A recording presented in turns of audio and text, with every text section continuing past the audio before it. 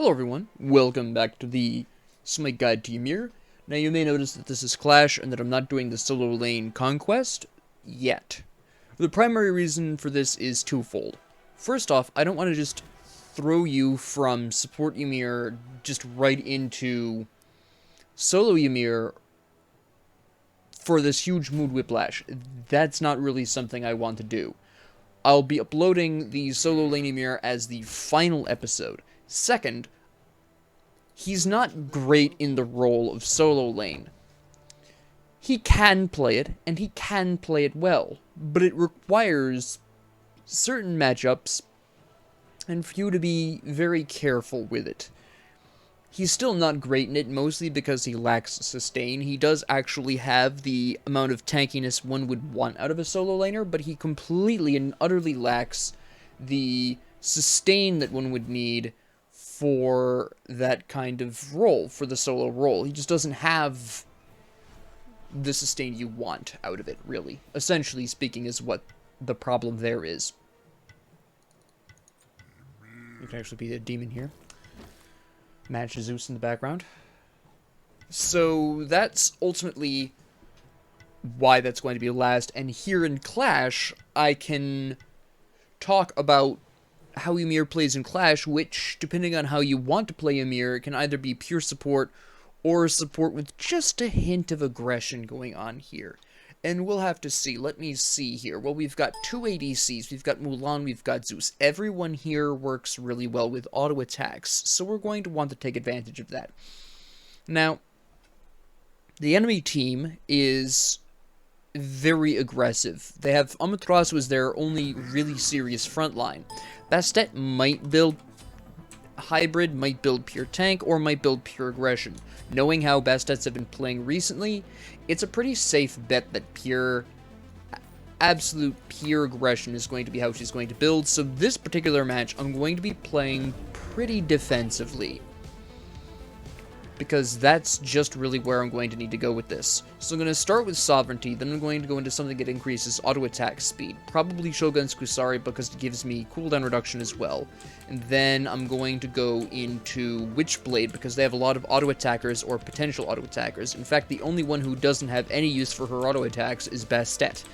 Poseidon has pretty nifty autos. So does Zeus, as I just mentioned. Amaterasu, Neith, they all have the potential to be quite effective. I whiffed that wall. To be quite effective with their auto attacks. So if any of them do build full auto, or even partially auto, which probably a lot of them will, Witchblade will really be able to slow that down. Now, I was just talking about, with one of my commenters, whose name I'm sorry I cannot remember, but they commented on the previous video of this series, where they were saying there's, this one OP build for supports, and I basically counter-stated, yes, that is OP, but there are some situations in which I wouldn't necessarily want to use that in. This is an ideal situation for not exactly that build, but something fairly similar. So we're going pretty pure defense here. Why is Charybdis fighting in left lane by herself? Against Bastet of all people, too. That doesn't make sense.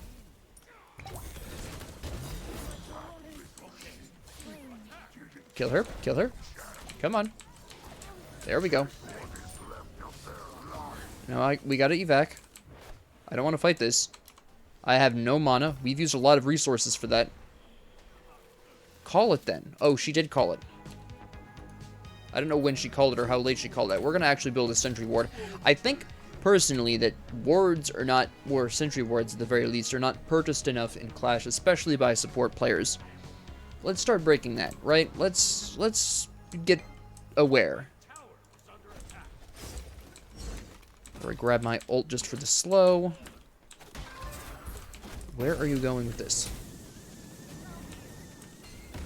That was absolutely wild. Alright. That was an event, to be sure. Okay. I did not have the cooldowns for that. Alright. I'm not sure this is a great idea. Let me just do something with this wave here. Can I save Danzabutter, or is it going to be too late? It's going to be too late for him, I think. Nope.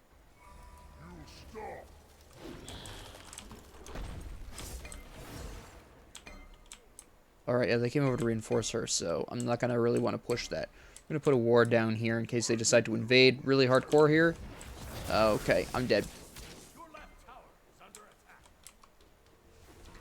Nope. She's going to kill me. Oh! That was extremely close. I did get the money I needed for sovereignty, so that was really nice. I didn't get to place down my sentry ward. I wanted to place it in their jungle so we'd be able to see when they were transferring from left to right lane through their jungle, but I never got close enough for that. Hopefully this time I can be. Anyways, I interrupted myself with my own train of thought. This is the ideal situation for that build. Using Witchblade, Shogun's Kusari, a couple of those other items that were mentioned in that particular post. I'm adding sovereignty to it because of the amount of physical damage the enemy team can bring to bear here. Hello. Nope. Don't focus at me. Get out. Just let me cut you off real quick. Honestly, the wall in Clash is incredibly potent. It really is. Yeah, I don't really need this in my life, thank you. Okay, here's Amaterasu keeping an eye on Zeus here. We've got Danzaburou going for the blue buff. Okay. Oh, okay. That was a bit aggressive, but sure. That wasn't ideal. I'm dead. That's okay. I saved Danzaburou, theoretically. Please tell me I saved Danzaburou. Looks like I did, yes. Okay. I'll probably build Toxic Blade as my last item for some anti-heal, because I'm going to be full up building some other things. Like I said, I want Witchblade here. It's going to be very important for me to pick up Witchblade. And I want the auto-attack speed boost because of how many auto-attackers potentially could be on the team, and how useful their auto-attacks are, even if they're not fully building auto-attack. So I'm going to want those as well. So the only remaining form of anti-heal left to me that's going to not necessarily be overly protection-based is, well, I suppose I could go for Contagion. That would probably work out pretty well, thinking about it. It depends on if they build crits. I might need Spectral Armor, but that's something that can wait. I don't necessarily need to be worrying about that now. That's a decision I can make later on, when I have more information about what the enemy is building, if they're building crits. If I'll need Spectral Armor.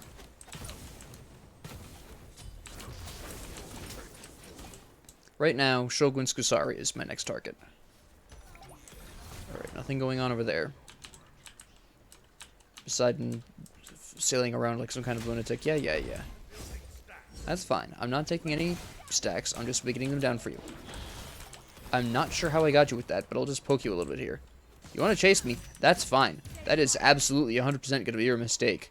You don't hit me that hard. My allies hit you much harder. Let's be real here, Amaterasu. Don't get ambitious. Come on. You're not that far ahead. Not enough to justify that anyways. I'm waiting for Bastet to jump over the wall and Charybdis here. Or for her to use her ult, one or the other. That's what they're waiting for, I think.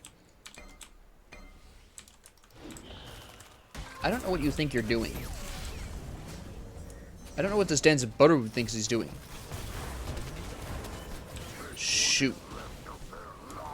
I walled him off by accident, because I couldn't see him well enough.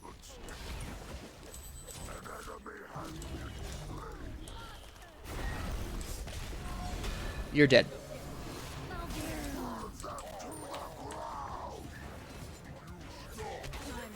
There we go. You just dive on in here. I was going to say, if you didn't get her, I was going to with my freeze breath, one way or the other. Don't focus on the minions, go for the tower. Whoa. Alright. Now we're going to evac this. I don't have my magic protections up yet, so I don't want to be tanking too much Zeus damage at this point in time. I want to let them know I'm going back. I need to get my Shogun's Kusari. I need Sentry Ward, and I need to start planning the Witchblade out. Let me see. Amaterasu might be going for auto attacks. Zeus isn't. Neith probably is. Poseidon doesn't seem to be, but could be. Bastet is obviously building pure damage like I thought it was going to be doing. At least so far.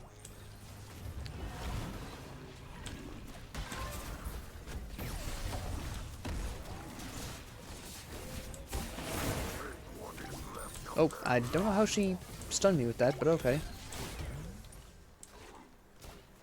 Nope, that's not worth the chase. It just isn't. This, however, no. What is he moving so fast for? Did somebody sprint? Nobody has sprint on their team. Why was he moving so fast? That's weird, but okay. Actually, this is a good opportunity. There we go.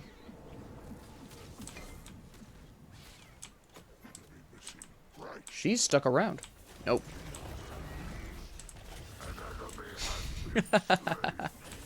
Get walled, son.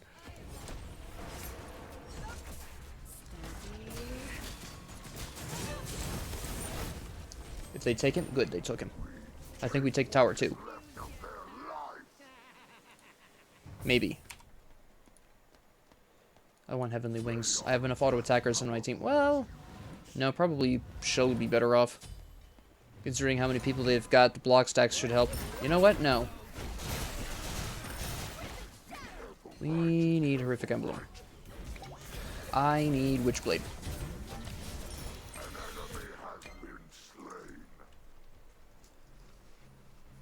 And in we go. Okay, that's an ugly situation. Danzaburgo's probably going to die. But he's going to take Neath with him, apparently. Oh, he made it out. That's very nice. Alright, so Tribus is going to take that. I'm just going to absorb and assist off of that. That's fine.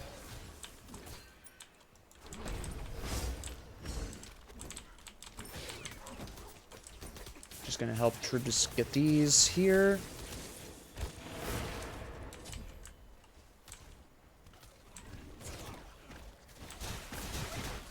I'm hoping Bastet jumps over. I'll take that, why not? Bold move by Danzaburgo. Good play.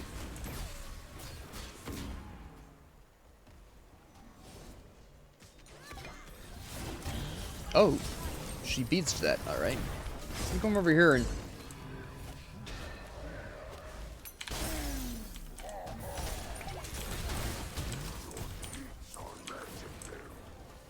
I'll just tank it, let's go.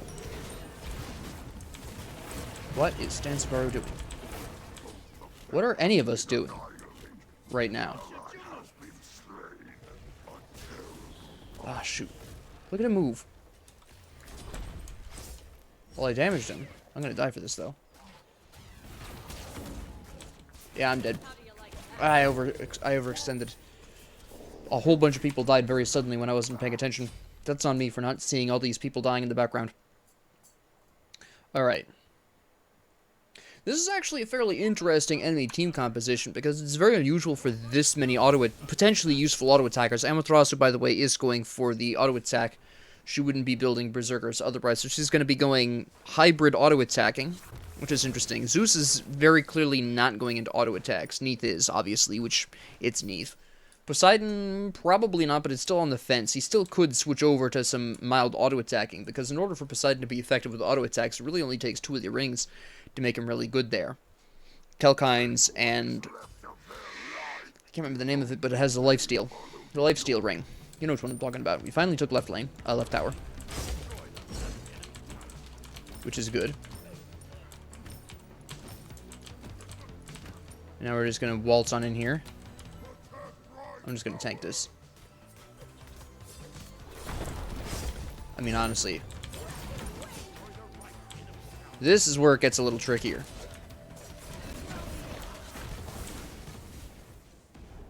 There's Amaterasu. Is Neath going to leave, or is she going to stay? She looks like she's leaving. If she had stayed, I would have blinked in and probably tried to kill her, but clearly wasn't going to happen there. I'm waiting for Bastet to do something drastic here. Or Zeus, apparently. Trying to just figure out where I want the opening to be. Actually, you know what would probably happen instead is Danzaburgo will ult in, take some people out. Missed that. Mistimed that. Or he'll just go over there. Alright. Peekaboo.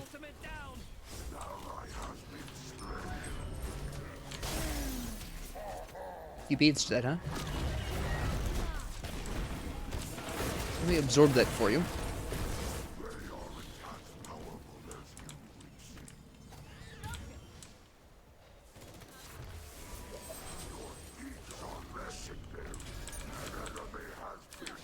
This is what we call a bad situation.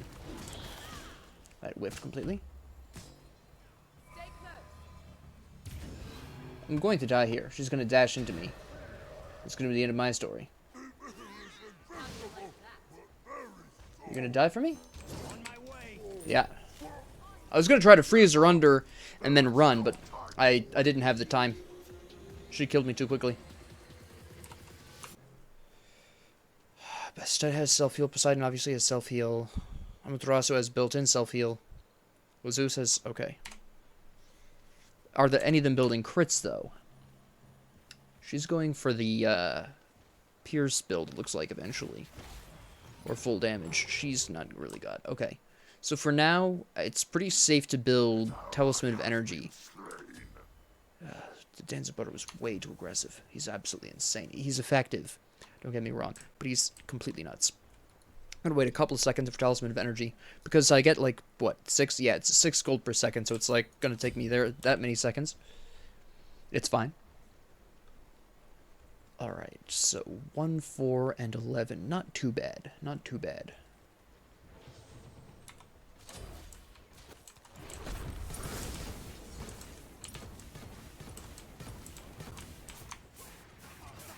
Alright. I don't have Blink Up. Zamatrasu.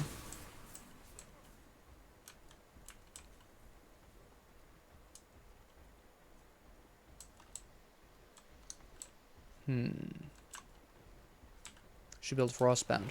It's a smart pickup for this. There goes Danzaburg. She's gonna backflip. Yep, right there. You owe me big time. Nice try. Please kill them. Holy cow. The problem is that I go in and then they're backing off. Or either that, or I'm going in when they're backing off and I'm just not recognizing that, which is entirely possible as well. I'm not sure which. But to me it kind of feels like I go in, they back off, because Danzaburg went right in there, and then I go in, and then he's not in the fight anymore? It's just kind of like, okay. What do you mean defend middle lane? With what?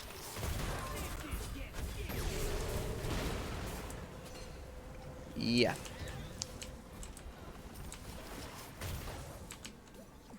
That's a whole bunch of big ults used.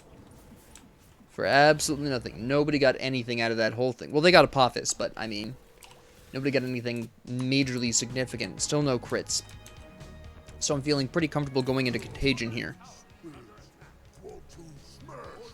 And then evolve into the War Flag, or whatever it's called. What is that called again? War Banner. That's the one. I keep getting the two confused. Alright. That was a really quick activation of that. Usually there's a brief delay. That's a bit odd. Did they change that finally? Because they really did need the delay there.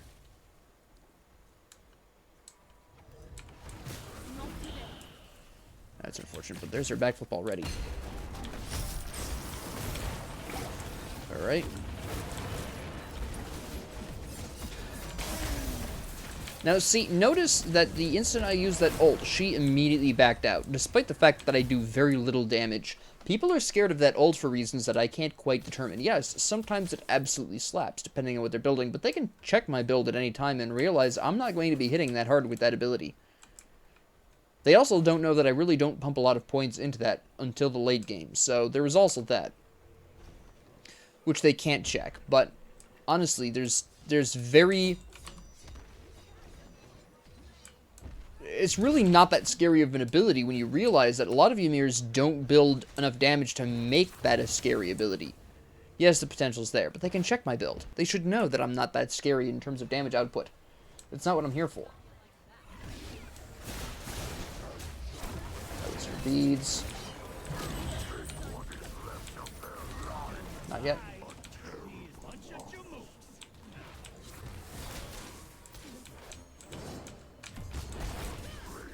That was a fast kill. Oh, the Zeus popped his lightning. Yeah. That's fine. They also have the Apophis buff. Well, they had the Apophis buff.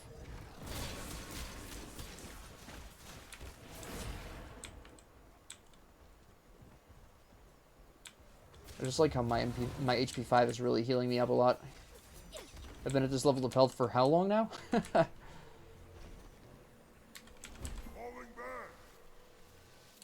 She was thinking about going for me. We're going to go for War Banner first. It's a little bit more important to my team than me getting Contagion, at least at this point.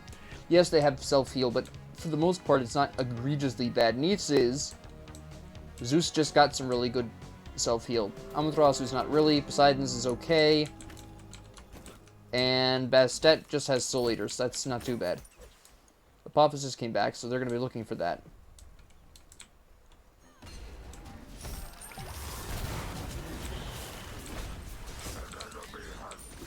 Now, notice that I ignored the Amaterasu and I went right for the Neith. That's because the Amaterasu alone wasn't really going to present that much of a threat. Her threat is causing a distraction for her team. It was going to be the Neith that was going to get Danzaburu killed, more than anyone else. I was waiting for that jump because I was going to wall her off after the jump if I really needed to.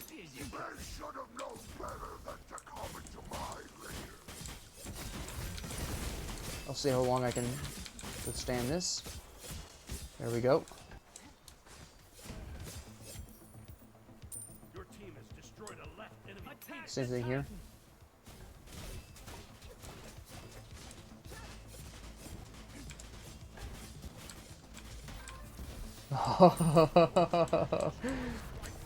I'm just gonna chill for a second, take care of this wave. I don't want to get too involved here. They didn't even need me. So that works out just fine. Now notice that I went really heavily into defense here.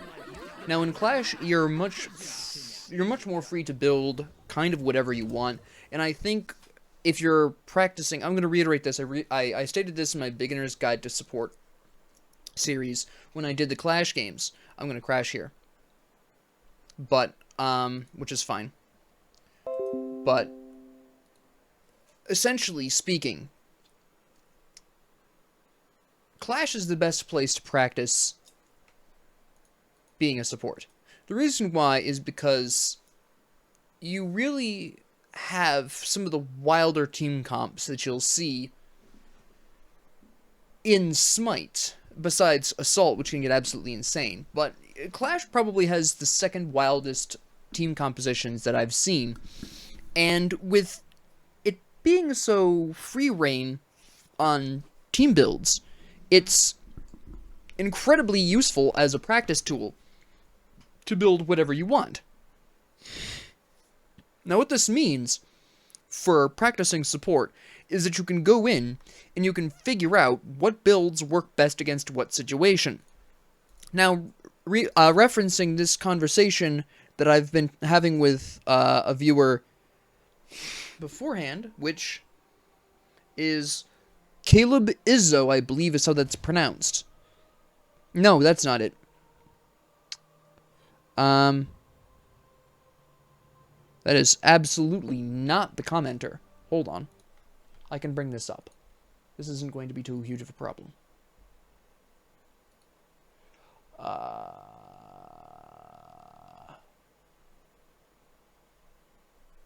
Nope. I think they deleted their comment thread. I think they deleted their base comment and the whole thread's gone. I'm pretty sure that's what happened. I remember distinctly the comment thread. I remember what video it was on too. Hold on.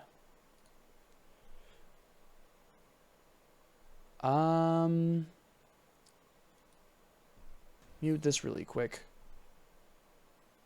No, here we go. Dualities. Dualities is the one who posted. The comment was not deleted. It just wasn't showing up in my notifications anymore for some bizarre reason. Dualities commented on it, but this is the kind of situation that you really... that was the kind of situation you really wanted for a fantastic run with that particular composition. Actually, I can bring up here the history here, in my history. So, You'll notice, again, Mulan has the potential to use auto attacks. It's a little known fact, but she actually gets attack speed boost whenever she uses, I believe, her swords, but I could be wrong. Zeus has potentially useful auto attacks, and in fact, he built Rod of Tahuti, which a lot of mages do, but that really boosts his auto attacks as well. Danzaburg, of course, has auto attacks, strong auto attacks. Tribus, of course, has good auto attacks. So I really wanted auto attack boosts, which is why I went into War Banner, which is why I went into Shogun's Kusari, which is why I went into Talisman of Energy. Now, Witchblade was really useful because Poseidon has good auto attacks, and he wasn't going specifically into that. He went with Spirit of the Magus and Soul Reaver, but he still could have slapped pretty hard with his auto attacks. The Amaterasu was clearly going into auto attacks. She had Shogun's Kusari, Frostbound, and Berserkers. Neith, of course, goes into auto attacks because she's an ADC, and Zeus was leaning a bit into the abilities, but still could have used auto attacks as well for some good damage, so Witchblade was going to be important in this particular, against this team composition regardless. And of course I wanted Sovereignty because there was a predominance of physical damage, Bastet, Amaterasu, and Neith. Now, I've mentioned before that sometimes you don't need one of these auras depending on the enemy composition, and if I figured Amaterasu was going to be building full tank, maybe I wouldn't have built Sovereignty, maybe I would have gone into Gauntlet of Thebes instead, but a lot of Amaterasus tend to build just like this. Very hybrid, a little bit of damage, a little bit of defense. Kind of a 50-50, and, here we have power and protections, we've got power and health, we've got power and protections, we've got power and health, we have protections and attack speed, we've got pure protections. In fact, Pridwin's the only pure defensive item that she's got in her build. So, since I anticipated something approximately like this, not necessarily that specific build, but a hybrid build from Amaterasu, I kind of figured Sovereignty would be important here, and I was absolutely correct. And of course, like I was saying, the enemy could have gone into crits, but clearly Neith wasn't.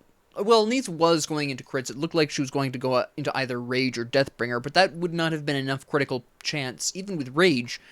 Well, let me rephrase that. Rage would have been enough critical chance to potentially justify Spectral Armor, but with the amount of protections I had, with just regular old plain ordinary crits, it was very unlikely that even with crits she was going to be punching through and doing substantially more damage, especially since she had no penetration. Well, next to none. She had 15 flat on Aussie, but that was it. She was not building penetrations otherwise, nor was there any kind of physical protection reduction anywhere on the team. There was no Void Shield, there was no Executioner, so Neith wasn't going to hit me that hard. Even if she finished out this into any critical item, it wouldn't have mattered. She wasn't going to hit me hard enough with those crits to justify Spectral Armor. So while she would have had crits, they just weren't going to hit me that hard. So before I knew she had this, which I didn't know until now that she had this, even knowing this, I still would have finished into Contagion because I was more concerned about the level of self-heal that they were starting to build up. Again, Poseidon had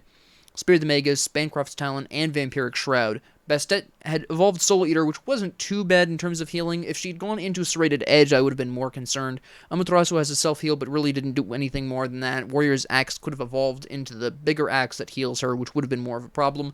Neith has her self-heal and had Asi, which is obviously concerning. And Zeus had Soul Gem and Typhon's Fang. So ultimately, Contagion would have been the better choice there. That's why I built the way I built here, and this just reiterates what I was saying to Dualities in the comment chain. Yes, Witchblade and Shogun's Kusari are very strong in this meta. I built both of them in this match. But, keep in mind, also, that Dualities was saying that their, OP build, and this is not to mock Dualities. Dualities is listing some very powerful items here, but their favorite build is the starter item of your choice. In this case, I use Warflag, Witchblade, Breastplate of Valor, which is a classic build. You'll notice I build that a lot. Shogun's Kusari or Stone of Binding. I don't build Stone of Binding too much. I think it falls off in the late game too much. I would prefer Shogun's. Witchblade, Winged Blade, which I don't build that often, and Shogun's Kusari if you didn't build that earlier. Right? Now, again, Witchblade is very good against the kind of composition the enemy team had. Right? I just explained how all of them either could have built full ADC did go full ADC, or at the very least, even if they weren't building towards attack speed, their auto attacks were still doing some decent damage. Consider Zeus's passive, for instance, Poseidon's triple shot. Even if they're not focusing specifically on their auto attacks, those auto attacks can still do some decent damage here. So Witchblade was a fantastic choice. Again, Bestet was the only one who wasn't going to have threatening auto attacks. Shogun's Kusari. Again, my entire allied team could have gone into very dangerous auto attacks. Rinse and repeat what I said about their Zeus for ours. Mulan gets an attack speed boost and can actually use auto attacks to a pretty decent effect if you build her that way. And we had 2 hunters, who obviously were going to be focusing on their auto attacks, so Shogun's Kusari was an obvious must here. Now you'll notice I did not build Breastplate of Valor, nor was that ever on the board. This is primarily because I just really didn't have the space. Powerful weapon. Powerful item, yes. Absolutely. Breastplate of Valor, like I said, I build a lot, and a lot of supports build a lot, for the very good reason that it is an incredibly useful protection item for a lot of support players, and for a lot of support builds. But at the end of the day, I was more concerned about buffing the auto attacks of my allies, their extremely powerful auto attacks, and nerfing the damage output of the enemies by reducing their auto attacks and by bolstering the physical protections of my allies. And the reason why I chose Contagion over, say, Pestilence is because, once again, they had 3 forms of physical damage, plus towers, plus minions, plus Titan. I'm pretty sure the Titan does physical damage.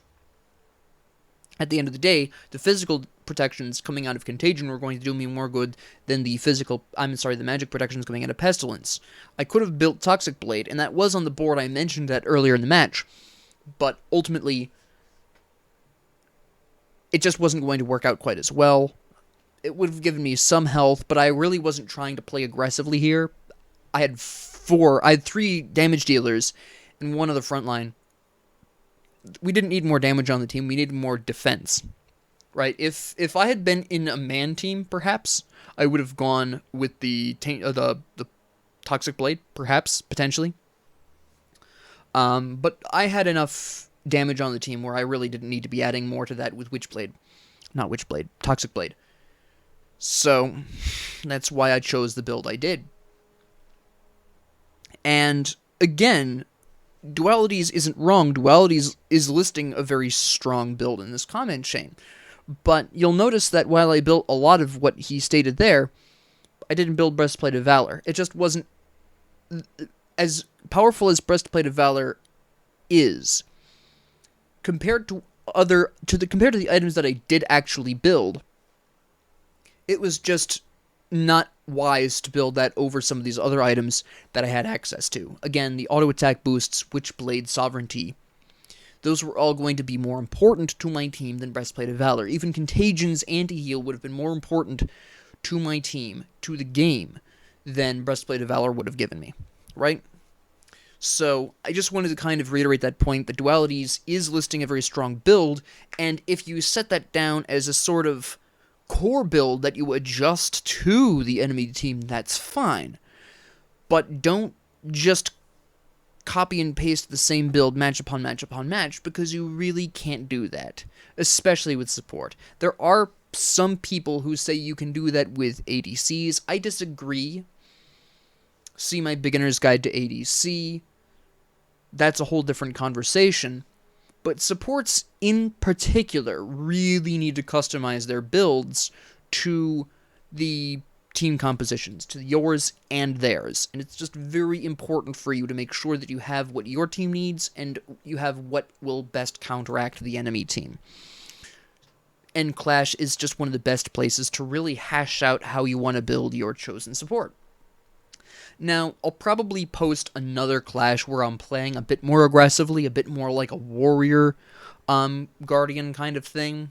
Something you'd see more in line with what you would be wanting to build when playing solo as Ymir, but not fully necessarily, because again, you're still trying to play that frontline. Clash is fairly messy, but more in line with that train of thought. So with that being said, thank you all very much for joining me. If you have any comments, questions, concerns, ideas, suggestions, or requests, please leave them down in the comment section below. And yes, thank you all very much for joining me, and have a great 24 hours.